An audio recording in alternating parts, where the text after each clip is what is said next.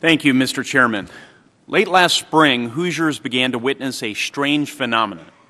One after another, local school corporations across the state announced they would limit the hours of hourly workers, their substitute teachers, teaching assistants, cafeteria workers, and so on, because of the provision in Obamacare's employer mandate that defined full-time employment at 30 hours. Though the provision wasn't supposed to take effect until January 1, 2014, budgets for the school year had to be adopted by early summer. As we moved into the summer and local governments faced similar budget deadlines, they made similar announcements about the hours of their Parks Department crews, custodians, and others.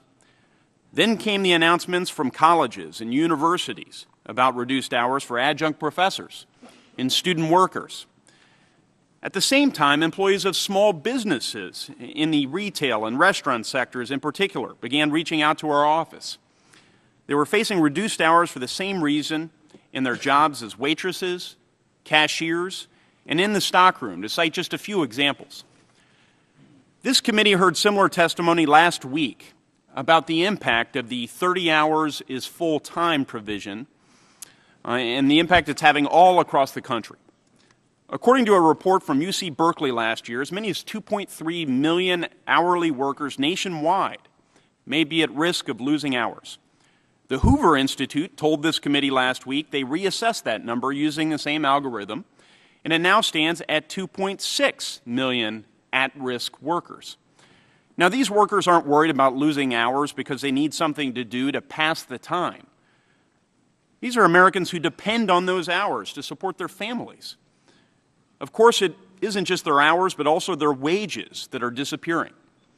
An employee seeing their hours cut from 39 hours to 29 hours will lose an entire week's paycheck over the course of a month. An employee going from 35 hours to 29 hours is essentially receiving a 17% pay cut, courtesy of Obamacare. In delaying the employer mandate via blog post last July, President Obama delayed some of the pain it was creating.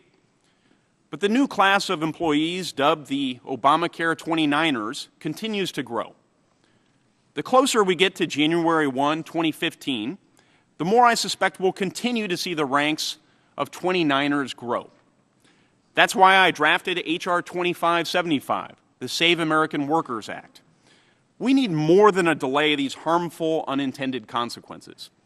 We need a real solution for those hardworking Americans who just want to provide for their families.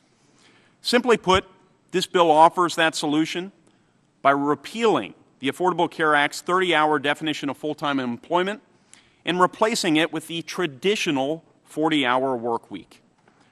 This would restore the hours and, more importantly, protect the wages of Americans who need them most. Mr. Chairman, before I yield back, I ask unanimous consent to offer into the record a statement of support for H.R. 2575 from the National Federation of Independent Business and the International Franchise Association on behalf of their employees. Without objection, so ordered. Mr. Chairman, I also ask unanimous consent that a letter from the National Taxpayer Union endorsing Mr. Young's bill be inserted in the record as well. Without objection, so ordered.